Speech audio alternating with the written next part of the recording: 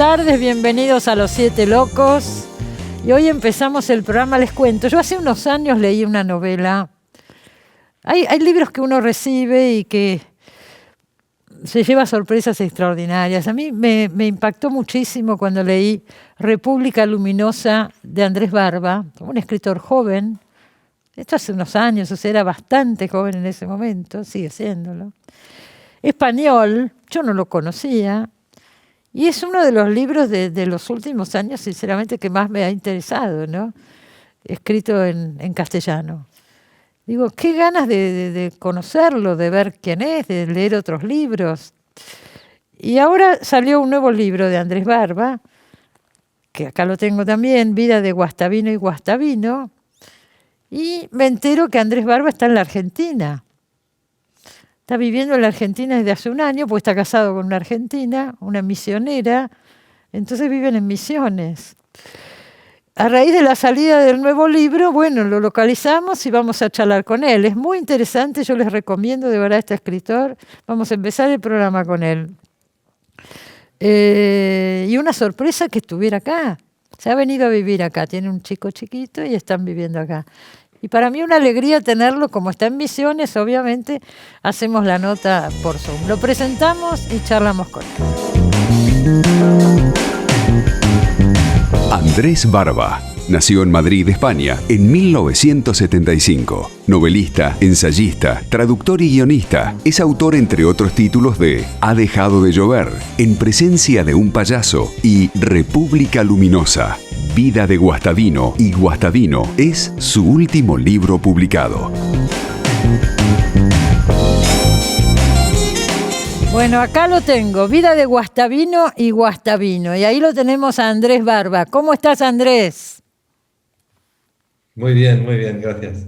Gracias por acogerme. Pero me alegro mucho de que estés con nosotros. Realmente yo soy una fan de República Luminosa, el libro que leí hace unos años, así fue como te conocí, así que estoy muy contenta de tenerte en el programa con tu nuevo libro. Pero además me sorprendió mucho saber que estás viviendo en la Argentina. Yo pensé que habías venido por unos días, pero estás viviendo en Misiones. En este momento estás en Posadas, Misiones, ¿es así?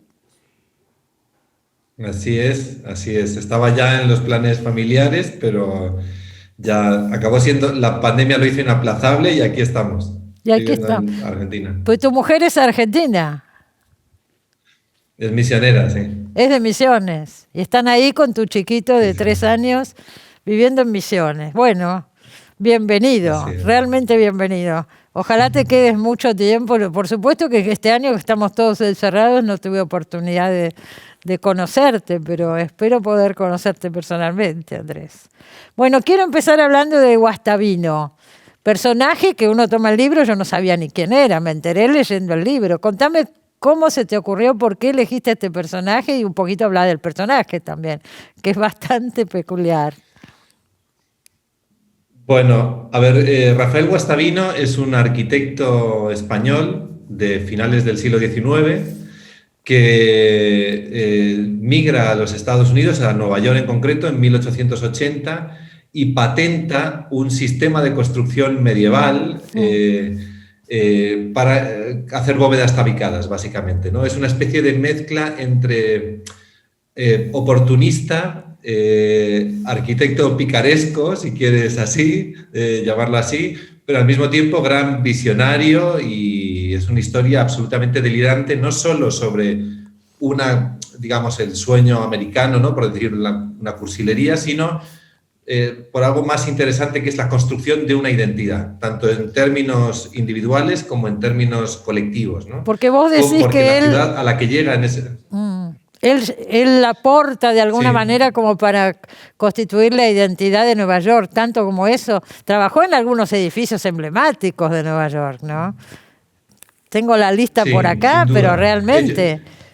Yo creo que hay una cosa como que quizá no es fácil de mesurar hoy, pero el Nueva York al que él llega en 1880 es una ciudad, primero no es el Nueva York que conocemos nosotros, está absolutamente en construcción, ni siquiera hay un puente de Brooklyn, es una ciudad de 2 millones de habitantes, y sobre todo es un país sin identidad arquitectónica. Y yo creo que eso es lo más interesante de todo, ¿no? Porque es un país que todavía no se ha construido como identidad y en ese sentido Guastavino sí hace un papel importante. vamos a decir que edificios emblemáticos como el Chrysler o Rockefeller Center son posteriores a Guastavino. Muy posteriores. Claro, sí. muy Sí, sí, posteriores. muy posteriores. Era Muy otra posteriores. cosa. Era otra cosa en Nueva York. Y él Claro. participa en la construcción y de todas maneras, por ejemplo, en Ellis Island, que es donde está el Hotel de Inmigrantes. Es un edificio bastante emblemático, Así es. digamos, de alguna manera. La Central Station. Yo porque lo vi en tu libro. La Catedral de St. John the Divine, que está ahí cerca de la Universidad de Columbia. Bueno, ahí se utiliza el método que es un método medieval que en Europa ya se recontra conocía, pero él lo lleva a Estados Unidos y lo patenta, ¿no? Bueno, hay que decir varias cosas. Primero, es un método muy antiguo, pero sin ningún aparato teórico. No era una técnica de construcción noble, por decir entre comillas, ¿no? Sino una técnica de construcción para edificios muy humildes, para hacer lonjas de mercado. Era una forma de construir bóvedas y escaleras de fábrica, pero sin aparato teórico. Entonces, básicamente lo que hace Guastavino es muy interesante, digamos, es un poco una de las cualidades naturales del genio, es agarrar una cosa muy vieja y otra cosa muy nueva, combinarlas y hacer algo en lo que nadie había pensado, ¿no? Utiliza técnicas desarrolladas de la Revolución Industrial, aplicadas a un sistema de construcción medieval, de repente se convierten en la base de la arquitectura modernista. Es una persona que hace bóvedas de Gaudí antes de que Gaudí nazca prácticamente, ¿no? Sí. Digamos, es una especie como de gran germen. Y yo creo que lo interesante de Guastavino es que ni siquiera es un arquitecto, es un constructor. Por eso es una figura que siempre está en la sombra todo el rato. ¿Y cómo lo elegiste? ¿Cómo llegaste a escribir sobre él? ¿Por qué te interesó? Había como un renacer del interés por Guastavino que coincidía con los estudios que habían hecho algunos historiadores de la arquitectura en España, que digamos había como un cierto ruido en el ambiente sobre Guastavino. Ajá. Lo que era interesante era desde qué lugar se estaba reivindicando a Guastavino, porque Guastavino podía ser tanto, digamos, se podía reivindicar desde un lugar perfectamente nacionalista, politizado, digámoslo así, en un momento en el que mi país tiene unos problemas de identidad nacional muy poderosos, como sabéis aquí en Argentina, o se podía reivindicar directamente para definir eso que decía Borges, que toda biografía es una ficción, ¿no? que es imposible contar la vida de nadie, que cada vez que contamos la vida de alguien la estamos utilizando para nuestros propios intereses políticos o identitarios. Y me divertía utilizar a un personaje como Guastavino para poner de manifiesto lo imposible que es escribir la biografía de nadie, digamos, ¿no? Claro.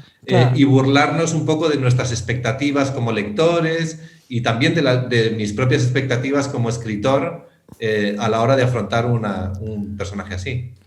¿Alguna vez habías escrito una biografía o te habías basado en un personaje real o es la primera vez? No, es la primera vez. Porque yo, antes que esta novela, solo había leído República Luminosa, de la que ahora quiero hablar un poquito, pero sé que tenés, no sé, unas cuantas novelas. Contá un poquito tú. Tenés libros infantiles también, vi, ¿no?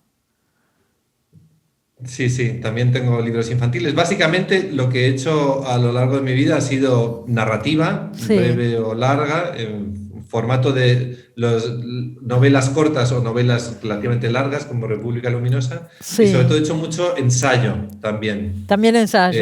Sobre todo dos ensayos. Un ensayo sobre pornografía que escribí con Javier Montes y un ensayo sobre los límites del humor, ese tema tan fascinante y tan contemporáneo, que ha publicado en la Argentina una editorial que se llama Fiordo, que se llama La Risa Caníbal. La Risa Caníbal. Sí.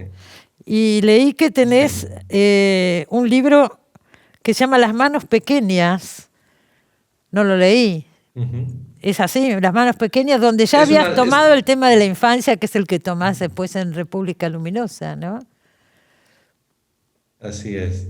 Sí, Las Manos Pequeñas sí está basado más o menos en un episodio, parece verídico, relatado por la escritora brasilera Clarice Lispector, donde cuenta cómo en un orfanato en Río de Janeiro, en los años 60, finales de los 50, unas niñas matan a otra y juegan con el cadáver como si fuera una muñeca durante unos días, digamos, ¿no? Ese episodio como monstruoso y morboso y horripilante, desde la perspectiva de un adulto, me parecía que se podía relatar desde una perspectiva totalmente ingenua de esa violencia, con otra violencia, pero distinta de lo de los adultos, como una historia de amor y fascinación, ¿no? Uh-huh. Entonces, una de las cosas que más me gusta de la infancia, y también está en República Luminosa, como sabes, es que la infancia permite tratar temas que pensamos que conocemos muy bien desde una aproximación cruzada, diagonal y diferente, ¿no?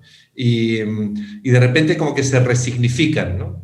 Se sitúan en un lugar completamente distinto. Preguntas muy elementales sobre como, por ejemplo, qué es la inocencia, o a quién debemos proteger, a quién debe proteger la sociedad civil, de quién debemos protegernos, hasta qué punto creamos fantasías y ficciones que son perniciosas para algunos miembros de la sociedad. En fin, todas estas cosas tan importantes que determinan nuestra política y nuestra visión del mundo, muchas veces están cruzadas por mitologías, digamos, ¿no? Sí. Y la infancia es probablemente una de las mitologías más poderosas de nuestro tiempo. En parte porque hemos perdido ese paraíso, digamos, tras la muerte oficial, por decirlo así, de Dios, hemos perdido el paraíso prometido y necesitamos creer que por lo menos hay un paraíso en la tierra en el que ya hemos estado, que es la infancia, y resignificamos ese paraíso desde nuestra perspectiva de adultos, pero también porque hay un gran consenso alrededor de que el niño es lo que hay que proteger, ¿no? El niño, digamos, la infancia, ¿no? Es lo que hay que proteger. El caso de República Luminosa, que es un libro inquieta muchísimo, por lo menos a mí me resultó inquietante, misterioso, además de muy interesante y atrapante. Me gusta muchísimo esta novela. Pero lo tomaste, por lo que yo leí, ¿te inspiraste en algunos casos reales o no? Una película polaca, por ejemplo, un documental polaco. Bueno, sí, sin duda. Hay un documental que me impactó muchísimo de unos documentalistas polacos que se llama Los niños de la estación de Leningradsky. Es un documental sobre una comunidad infantil rusa de niños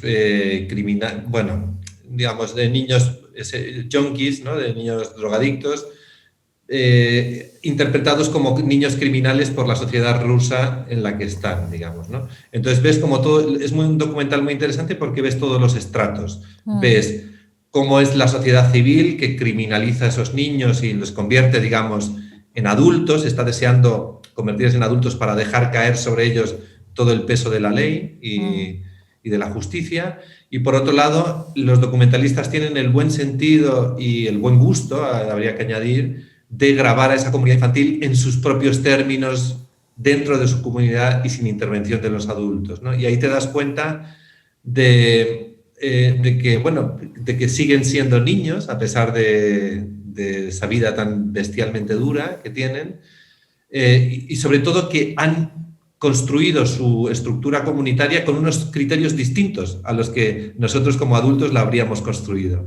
Y ahí es donde esa utopía, si lo quieres llamar así, infantil, tiene un sentido, ¿no? Si hubiera una asociación infantil sin ninguna intervención de los adultos, ¿cómo sería, ¿no? Porque hay un punto en nuestra relación con los niños que se manifiesta en el miedo que tenemos a lo que hacen los niños cuando se quedan solos, ¿no?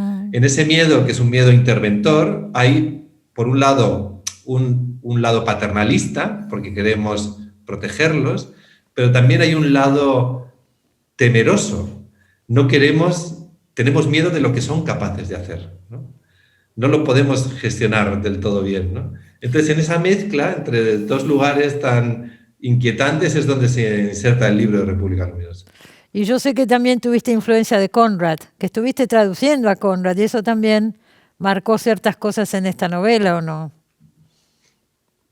Sí, sí, bueno, era una novela que yo había intentado escribir varias veces sin conseguirlo. Y es muy Hay temas, complejo. digamos, que nos persiguen. Es un tema muy complejo. Yo lo había intentado desde otras formas y no me había funcionado nunca. Hasta que un año, que fue un año doloroso porque tuve que cuidar a mi padre que estaba enfermo y no podía escribir, acepté por encargo una traducción de toda la narrativa breve de Joseph Conrad, ¿no? Entonces, estar un año entero traduciendo a Conrad fue todo un aprendizaje maravilloso, ¿no? Y me di cuenta de que la aproximación que hace Conrad casi siempre en su narrativa podía ser una solución para este libro. Básicamente lo que hace Conrad es poner a un personaje supuestamente civilizado en un contexto supuestamente salvaje, ¿no? Y hacerle interactuar con un salvaje en términos del occidental frente a una situación compleja. Y casi siempre en Conrad la situación se da la vuelta, ¿no? El civilizado salvaje, se comporta como un animal, claro. y el salvaje es la esperanza de la humanidad. Sí, si pensamos en El corazón de las tinieblas, por ejemplo, claro, es así. Y un poco esto se lleva, hay un narrador en el libro que en un momento él va contando la historia como algo que sucedió hace muchos años y reconoce su propia barbarie en algunos momentos en la actuación que él tuvo, ¿no es cierto? Con respecto a este chico que atrapan, etcétera. Claro. Hay una parte muy importante, yo creo, tanto de la ficción y de la crónica como de la historia en general y del periodismo, no sé si estarás de acuerdo con eso, que hay un gran empobrecimiento de la grisura. Exponemos los términos, las historias y las novelas en términos de buenos y malos, ¿no? Sí. Es como si no pudiéramos soportar, digamos, que los buenos, entre comillas, estén manchados de nada, ¿no? En la vida real todos estamos, lo sabemos, muy manchados de cosas, ¿no? Y lo interesante es precisamente que tenemos que convivir con nuestra mugre, dialogar con ella y sobreponernos a ella. Y ese diálogo, esa dialéctica, forma parte, digamos, de nuestra entereza y de nuestra dignidad también, ¿no? O sea, una persona digna moralmente no es una persona que no se ha ensuciado nunca, sino que ha dialogado con su suciedad y la ha convertido en otra cosa, digámoslo así, ¿no?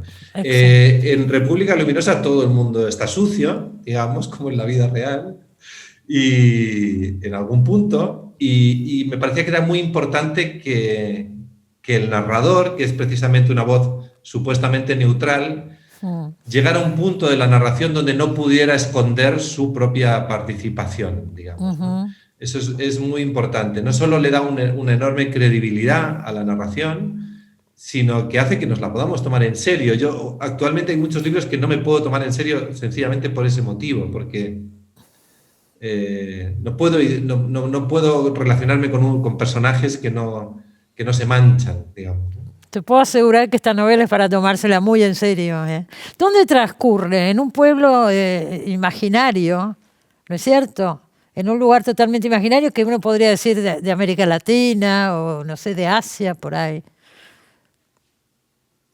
Sí, podría ser muchos lugares. Es la selva, está todo el tiempo esta idea de la selva. Incluso, sí, con este paisaje de Misiones podría identificarse también. Sí, claro.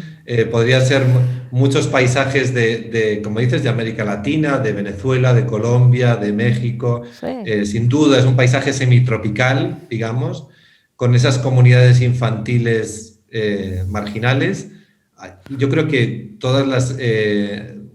muchas grandes capitales latinoamericanas tienen ese problema de la delincuencia infantil, ¿no? Por supuesto. Aunque en este caso hay que decir, República Luminosa no se trata exactamente de una comunidad de delincuentes infantiles, sino más bien del diálogo que establece una sociedad con unos niños a los que ha criminalizado, que es una aproximación un poco diferente. Pero los niños, no nos olvidemos, sí, también toman un supermercado, matan a un par de personas en el supermercado, ¿no es cierto?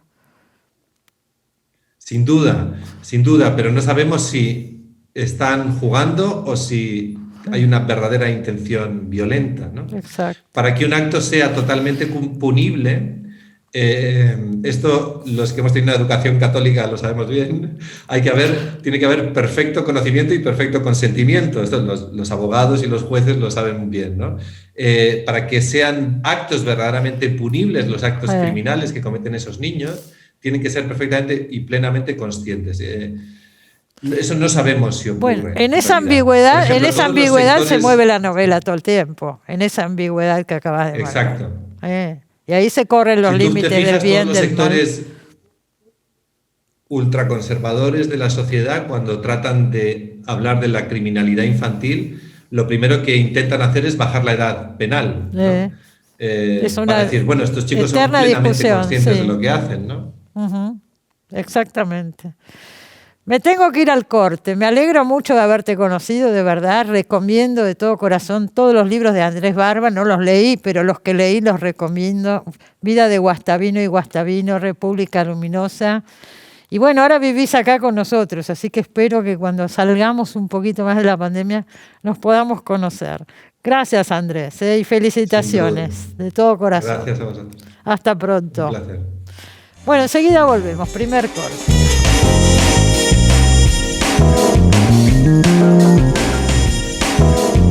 Bueno, a veces se dan unas casualidades increíbles porque recién en el bloque anterior con Andrés Barba, si lo vieron recordarán que nombra a Clarice Lispector en un momento y a un cuento de Clarice Lispector. Y el libro que yo traje hoy para recomendarles son justamente los cuentos completos de Clarice Lispector, que salieron hace un par de meses, pero bueno, todavía no habíamos tenido oportunidad de comentarlo acá. El cuento del que habla Barba es La mujer más pequeña del mundo y está en este libro que tiene toda la obra de cuentos completa de esta autora que nació en Ucrania, en una familia judía que tuvo que exiliarse y vivió en Brasil.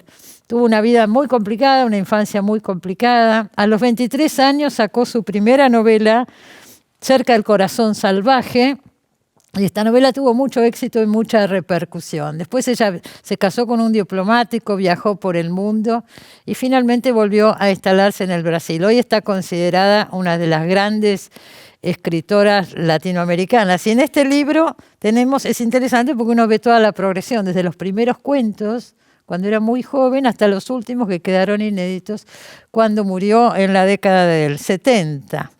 Así que tiene prólogo, además, el libro de Benjamin Moser, de quien hablamos hace poco, porque es el autor de esa excelente biografía que salió también este año de Susan Sontag, con la que ganó el premio Pulitzer. Y tiene también una biografía de Clarice Lispector. Y aparte ha hecho el prólogo de este libro, que es muy interesante de leer. Bueno, he hecho este comentario, impresionada con esta casualidad, ¿no? de Barba, que habla de Clarice Lispector, y justo yo tenía el libro acá. Vamos a recibir a Cristina Piña, que acaba de sacar una nueva biografía de Alejandra Pizarnik. Hola, Cristina. ¿Cómo estás tanto tiempo? Hola, ¿cómo te va, Cristina? ¿Qué decís? Muy bien, ¿Cómo estás ¿y tú? Vos? Bien. Digo, ¿cuántos libros tenés sobre Alejandra Pizarnik? ¿7, 8? ¿Cuántos? 7. 7 libros. Son muchos, sí, pero es que me he pasado, Cristina, la vida trabajando sobre Alejandra. Sí. Calculá que mi primer libro es de 1980. Así que calculá del 80 hasta el 21, que tengo prácticamente 41 años trabajando sobre Alejandra. Entonces, claro, a lo largo de todo ese tiempo han ido saliendo distintos libros. Así que este viene a ser el 7º. Pues cuando vos sacaste tu biografía, la anterior, en los 90 fue, ¿no es cierto? Sí. A principios de los 90. En el 90, 1990. Y por lo que yo leí, vos contás acá, que en ese momento, al lado del material que hay hoy, te arreglaste con poquísimo para hacerla. Porque después de 1990 hubo muchos descubrimientos alrededor de Pizarnik y de su obra. Exactamente, mirá, en el 90 cuando yo hice la biografía, con lo único que conté fue con 36 personas con las cuales hablé, 36 amigos, familia, todas las personas que la conocieron y que yo pude pescar, hablé con todas ellas. Y después con cierta correspondencia que me dieron las personas más amigas, por supuesto que la tenían y que la pude leer. pero nada más. Claro. Y realmente cuando se abrió todo lo posterior, porque no solo es el material de diarios, cartas, inéditos, relatos que están guardados, dibujos, fotos, todo, que está todo guardado en Princeton, sino toda la cantidad de publicaciones póstumas que hubo. Claro. Porque a los 12 años de la muerte, a los 10 años de la muerte de Alejandra en el 82, apareció ya esa primera compilación, textos de sombra y últimos poemas que publicaron Olga Orozco y Ana Bexiu, Sí. donde aparecieron una serie de textos que a todos nos dejaron de espaldas, porque estaba La bucanera de Pernambuco, Claro. Hilda la polígrafa, Los poseídos entre lilas. Bueno, la condesa sangrienta ya se conocía, incluso apareció en esas primeras obras reunidas que armé yo con Corregidor en el 93 exactamente. Y bueno, todo eso, todo lo que agregó en el 82 la publicación de Olga y Bexiu, y después empezaron a aparecer toda una serie de publicaciones que fueron la correspondencia que organizó Yvonne Bordelois, la que hicimos después Ivonne y yo, la correspondencia con León Ostrov, y lo más importante probablemente es todos los papeles Pizarnik que están depositados en la Universidad de Princeton, que por supuesto hay que ir a instalarse, porque por más que hay una serie de cosas que podés comprar, hay otras que tenés que ir a ver allá. Las tenés que ir a ver allá. No y claro, tenés que ir a ver allá el diario y lo que ella llamaba los cahiers, los cuadernos, porque esos no los podés comprar. Yo tengo prácticamente todo el archivo. Sí. Cristina, ese material, contá un poquito, porque creo que quedó en manos de Olga Orozco, que después se lo da a Cortázar. ¿Es así? No, ¿Cómo no va a parar a Princeton, no? Digo. Va a parar a Princeton de la siguiente manera. Hay una complicada trayectoria. Sí. Primero queda en manos de Olga Orozco, que por supuesto es una cantidad enorme. Yo he visto el material. Entonces llega un momento en que Olga está como tapada y Marta Moya le va a ofrecer, que es la última pareja de Alejandra, Marta Moya le va a ofrecer hacerse cargo de eso. Pero después Marta Moya viaja y viaja con los papeles a España. Y después algunas personas, no quiero dar nombres, algunas personas sostienen que tiene que ir a parar a manos de Cortázar para que lo deposite en algún lado, etcétera, etcétera. Lo llaman a Cortázar y Cortázar se pone en contacto con Marta Moya, que estaba en España, y le pide los papeles, y con la idea, porque tanto como Alejandra como él habían tenido la beca Guggenheim. Entonces pensó Cortázar que lo bueno era que fuera a parar a la beca, a la Guggenheim, a la fundación. A la fundación. Efectivamente. Y se los dio a Marta Moya. Pero ocurre que Cortázar se muere antes de mandarlo a la Guggenheim. Entonces queda en manos de ¿quién? De quien va a ser la heredera de Cortázar, que es Aurora Bernardes. Entonces, Aurora se encuentra con ese material y bueno, ¿qué hacer? Entonces ahí se pone en contacto con la familia y coinciden todos en que lo mejor para que se mantenga es vendérselo a una biblioteca norteamericana. Y Princeton es una biblioteca, es una universidad que tiene una biblioteca que ha ido formando con los años uno de los reservorios más importantes de escritores latinoamericanos, de documentación. Ahí está la obra de Donoso, ahí está la obra de Piglia, y para ahí empezar a hablar, de todo. Las que recuerdo ahora yo. Mujica Lainez, Silvino Campo, está You Name It. Es impresionante. Es muy impresionante pensar que todo eso está afuera, ¿no? Que está en Estados Unidos. Pero bueno, ellos la han comprado y la cuidan muchísimo y ahí está. Eso es, Cristina. Yo he estado en Princeton y he estado en las bibliotecas aquí, donde está en la Biblioteca del Maestro, que es excelente, porque la Biblioteca del Maestro yo creo que es la mejor que hay en nuestra ciudad, por lo menos. ¿Y ahí hay obra de Alejandra también en la Biblioteca del Maestro? Claro, está la mitad de la biblioteca de Alejandra, porque la biblioteca de ella, los libros que tenía en su casa. Están divididos en dos. Los libros que tenía en su casa en Montevideo 980, que es el departamento, y los que habían quedado en casa de la madre. Entonces eso estaba repartido entre dos personas diferentes.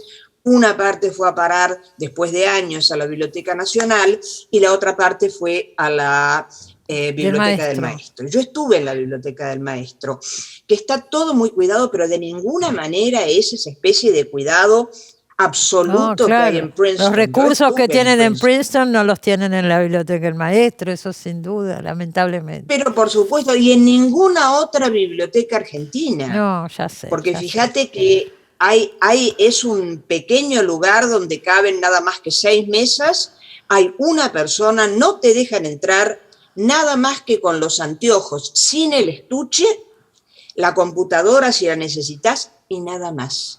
Porque te dan el papel, te dan los lápices, te dan una sola carpeta por vez. Claro. Es decir, el cuidado nadie puede hacer nada. Sí. Entonces, eso desde ese punto de vista, yo rabié porque uno se tiene que ir desde acá para consultarlos. No, y porque son autores nuestros y las cosas están afuera, pero bueno, es la realidad. Y sí, pero es que desgraciadamente si acá hubiera la mitad del cuidado que hay en Estados Unidos, se podría dejar, pero yo que soy muy defensora de lo nuestro, realmente a Dios gracias están allá, porque yo incluso en la Biblioteca del Maestro que lo... ¿Perdón? Yo recuerdo, Cristina, que yo este tema lo hablé con José Donoso cuando se dio las cosas, toda su correspondencia, sus papeles privados a Princeton, y él me comentaba que las garantías que le daba Princeton eran únicas y que ni dudar por el cuidado. También estuvo acá el año pasado Adriana Rodríguez Pérsico, que está investigando sobre Piglia y fue a Princeton para ver lo que hay allá de Piglia y volvió contando estas mismas cosas. O sea, evidentemente esto que estás diciendo es así. Pero más allá de ese tema. Punto de vista. Sí, más allá de ese tema, más allá de Princeton. Yo sé que también hay material por otros lados, has viajado por todas partes para hacer este libro. Es muy completo, hay muchos elementos que se agregan. Y se agregan otra cosa fundamental que solamente, porque, bueno, aclaremos que no es solo mía la biografía, no. Somos Patricia Venti y yo. Patricia Venti, que es una investigadora, ella es de origen venezolano, pero hace años ella se recibió, se doctoró en España, en Madrid, en la Autónoma de Madrid, en la Universidad Autónoma, y además ahora está entre París y Madrid, y lo hicimos juntas porque ella estuvo 2 meses, por ejemplo, en Princeton, en 2 momentos diferentes. Claro. Pero además viajamos juntos, y ella había recorrido cosas también en Europa. Pero aparte de eso estuvimos juntas, que yo creo que somos las 2 únicas personas que los conocemos y que estuvimos con ellos, que son con los primos de Alejandra, que están en París. Entonces, donde ella vivió cuando se instaló en París, primero vivió con unos primos honestos.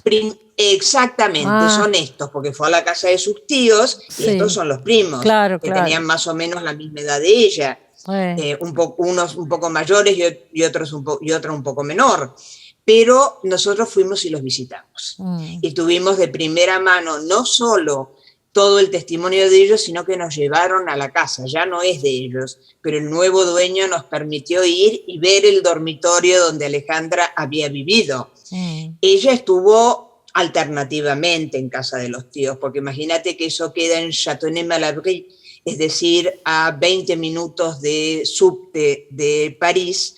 Y Alejandra quería estar ahí en el medio de todo el movimiento de París. Y no le hacía ninguna gracia, además teniendo a los tíos atrás, cuidándola. No sé si controlándola, pero mirándola. No, por supuesto. Entonces, y a eso tenemos que sumar nuevas personas que fuimos conociendo, y otra correspondencia fundamental que por suerte salió antes de que nosotros termináramos con la biografía, que es la correspondencia que armó Mariana Diciot en París, que es la correspondencia de Alejandra con André Pierre de Mandiargue, que es el gran amigo de ella, francés, post-surrealista, y que continuó con la amistad hasta la muerte de Alejandra, y que hay una correspondencia estupenda, 64 cartas de Alejandra, para que tengas idea, y están todas las respuestas, toda la correspondencia, ida y vuelta con Pierre de Mandiargue. 36 años tenía, ¿no? Cuando murió, 36 años. 36. El año que viene hacen 50 años que murió. Sí, uy, todos ¿Te das los homenajes cuenta? que va a haber, no, ni pensar, va a haber de todo. Por supuesto. Ahora vos decís Por que es supuesto. la única poeta maldita argentina, ¿no? Dijiste alguna vez acá en el programa. Yo creo que creo Sí. que es la única poeta maldita latinoamericana, porque después está, ¿cómo es que se llama la brasileña?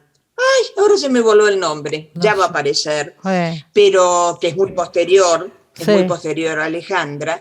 Y No sé quién yo es creo que, Brasil. sin embargo, Alejandra es la que sigue a toda la línea y la que verdaderamente va a tener una vida de poeta maldita. sí. Porque Cristina, no me acuerdo, María Cristina, no me sale el apellido de ella, que es una muy conocida poeta brasileña, simplemente se suicida, pero no hay toda la historia Claro, claro. de tipo Alejandra y de forma de vida y todo lo demás, y de ruptura con la sexualidad, de ruptura con todo. Sin duda. Entonces yo creo que Alejandra es la poeta maldita. Es la Es la poeta que maldita. va, además, como mujer a asumirlo. Vos decís, Cristina, en alguna parte leí que es más reconocida en Europa que acá. Acá tiene un gran reconocimiento de todas maneras, ¿no? Sí, Pizarnik. acá tiene un reconocimiento, pero hay algo que yo conozco bien por el ámbito universitario. Mira, durante mucho tiempo fui yo la que escribió sobre Alejandra. Después se Cierto. unieron María Negroni y Delfina Link. Y para de contar. Claro. Delfina Muschietti, perdón. Delfina Muschietti. Delfina Muschietti. En cambio, en Europa se ha Que escrito ya muchísimo. dejó de escribir. ¿Cómo? En cambio, en Europa hay muchos más que han escrito sobre Alejandra. Pero en Europa no paran de haber. Y acá también hay, pero yo estoy recibiendo, ahora van apareciendo, por supuesto, gente joven aquí que escribe, pero comparado con la cantidad de gente que escribe sobre Alejandra en Europa, en España, en Latinoamérica, es increíble. Ha sido, desde ese punto de vista, a la Argentina le debe mucho, porque fíjate que de gente del nivel académico, solamente las 3 que te he nombrado. Por supuesto está Ivonne Bordelois. Bueno, claro. Pero han escrito juntas también la correspondencia. Sí, bueno, por supuesto. La nueva correspondencia. Ivonne fue muy juntas. amiga de Alejandra Pizarnik, además. Fue muy amiga. Fue muy amiga, y hay algo muy importante que te das cuenta cuando lees el diario de Alejandra, que por suerte tenemos algo no completo del todo, pero mucho más completo, que es la edición del 2013, que es la que hizo Ana Becciu después de haber hecho la otra que era casi ridícula de corta, la primera que salió en el 2000. Porque habían 2013, quitado partes, ¿no es cierto? Vos contaste acá que quitaron muchas partes. No, además estaba muy mal editada. Wow. Porque se habían mezclado. Alejandra tenía partes del diario, ella publicó pequeñas partecitas del diario mientras estaba viva, pero ella las reescribía. Entonces está en esta edición como corresponde, está la parte que era el original, lo que está reescrito y otras cosas también vueltas a reescribir. Y en la primera edición estaba todo mezclado. Bueno, ponía lo que se le daba pero la gana. Pero ahora ya está todo eso subsanado, porque ahora ya está todo publicado y todo en orden. Y falta, Ojo, bueno, Cristina, pero el año que viene son los 50 años de la muerte, me dijiste. Ahí habrá oportunidad de seguir, pero sabés todos los homenajes que va a haber. Hay placa en la puerta de Montevideo, en el departamento de la calle Montevideo. ¿Hay placa? Mira, hay placa, la pusieron hará 3 o 4 años que estuvimos. Bien. Estuvo la hermana, Ivonne, Fernando Noy, Roberto Gianni, yo. Estuvimos todos ahí como una especie de acto que hizo el Senado, porque fue un diputado fue el que le quiso poner. A alguien se le ocurrió y la placa está puesta. Me tengo que ir al corte, pero recomendamos, por supuesto, a Alejandra Pizarnik, biografía de un mito de Cristina Piña y Patricia Beltri. Patricia Belti. Yo sin anteojos, vos sabés que esta letra chiquita más o menos. Venti con N, Venti. Me voy a poner los anteojos para decirlo bien porque no entiendo nada. Venti, señores. Patricia Venti. Sí. Bueno, gracias, Cristina. Gracias por esta nota y espero verte pronto. Muchísimas gracias a vos y un beso muy grande. Hasta pronto.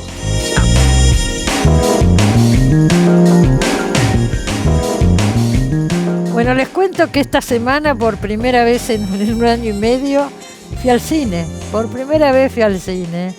Y fui a ver Jacques, la nueva película de Roman Polanski. No me la quería perder y allá fui, había muy poca gente, debo decir, en el cine. Pero de todo esto vamos a hablar con Pablo De Vita, que está con nosotros. Hola, Pablo. ¿Qué tal? Muy buenos días, Cristina. Un gusto saludarte y saludar a toda la audiencia de Los Siete Locos a poco del Día del Lector. Qué mejor programa para estar que este. Tenés razón. Bueno, estaba contando yo recién que fui a ver Jacques, fui por primera vez al cine. Esa es una película que la verdad vale la pena ver en pantalla grande, ¿no es cierto? Y bueno, queríamos escuchar tu comentario sobre Polanski, sobre este nuevo film, sobre tantas cosas, sobre el caso Dreyfus. Es una película compleja, es muy comprometida, es una película que también tiene indudablemente un paralelismo en el cual uno puede situar cierta autorreferencia que hace Polanski al realizar una revisita a la denuncia. El tema de la persecución. Exactamente, por el lado de la persecución, pero con notables y sustanciales diferencias, porque bueno, digamos que hay pruebas contundentes del caso por el cual Polanski fue condenado por la justicia y que se remonta a 1976. También es cierto que en tiempos del Me Too ha surgido una explosión de testimonios que han declarado diversas agresiones de Polanski, más allá del caso tan famoso que ocurrió en Hollywood a través del tiempo. Con una chica de 13 años. No se consustanciaron en la justicia después, con lo cual añaden vueltas muy polémicas al caso de Roman Polanski con respecto a su situación personal. Pero el tema, perdóname Pablo, te pregunto tu opinión de esto. Una cosa es la vida de Polanski, por supuesto, hechos censurables absolutamente, y otra cosa es su gran talento cinematográfico, que no tiene ni que demostrarlo, con las grandes películas que ha hecho, El pianista, Chinatown, qué sé yo, El bebé de Rosemary, ¿no es cierto? Nadie le va a quitar mérito como artista. Ese es precisamente uno de los grandes problemas al juzgar la conducta personal de Polanski en relación a su tremendo legado artístico, tremendo. Quizás esta sea su última película, por lo menos sabemos que va a ser su última película a gran escala, pues es una imponente superproducción que recrea al milímetro las tapas del Petit Journal, por ejemplo, cuando se hizo el proceso del caso Dreyfus y los ilustradores dibujaban para presentarle a la audiencia las alternativas del juicio de Dreyfus. Y en particular, creo que más allá de un proyecto que lo tiene hoy trabajando a los 88 años, junto a Jerzy Kawalerowicz, otro gran director polaco, y que estuvieron juntos en su primera película, en El cuchillo bajo el agua, fue guionista también Kawalerowicz en El cuchillo bajo el agua. Creo que realmente, perdón, es Polimovsky, no creo que realmente hay que pensarlo un poco con relación a lo que significan los legados de la historia a partir de su mirada fílmica, más allá de su vida personal. Esto es, como vos señalabas, Cristina, absolutamente censurable, pero realmente el tema de Jacques creo que trasciende a Polanski, porque realmente es el reflejo de la humanidad misma y el reflejo de un problema que ha cobrado notable vigencia en la Europa contemporánea, como es el antisemitismo. Totalmente. Entonces me parece que también hay otras lecturas que se añaden a la lectura primaria que uno puede hacer en relación a Jacques. Sí, suena un poco forzado, a mí por lo menos me parece. Este tema trasciende todo esto. Me impresionaron muchas cosas de la película, ese distanciamiento, ¿no es cierto? Esa forma clásica de narrar. A mí me pareció excelente película. Los actores he visto que son de la Comédie Française. Sí, son de la Comédie Française y aparte, bueno, dos protagonistas del espectáculo los tenemos aquí en el afiche, Louis Gardel y Jean Dujardin, que Jean Dujardin lo conocemos a partir de ese maravilloso homenaje al cine mudo que fue El artista. Y bueno, Louis Gardel con una un trabajo como extraordinario a través del tiempo, de la mano también de muchas películas de su padre, Philippe Garrel, y también uno de los rostros que estuvo en Los Soñadores, la película de Bernardo Bertolucci, en tiempos en los cuales Bertolucci rememoraba el clima convulsionado de mayo del 68. Son grandes actores todos. También está Manuel Señer, la mujer de Polanski hace ya muchos años. Y realmente es una película de jerarquía que trae nuevamente un caso paradigmático absolutamente de lo que significa la justicia de los hombres. Y por otro lado, también vuelve a poner sobre el tapete la obra de un gran autor como fue Émile Zola, que fue un nombre absolutamente transitado por el cine durante décadas, e incluso en la Argentina, con una versión de La Bestia Humana que hizo Daniel Tinar con Máximo Girotti y Ana María Lynch, posterior a la versión que hizo Jean Renoir, y también casi paralela a la que había hecho Fritz Lang con Glenn Ford. Así que un nombre fundamental el de Émile Zola. O sea que también acá en la Argentina.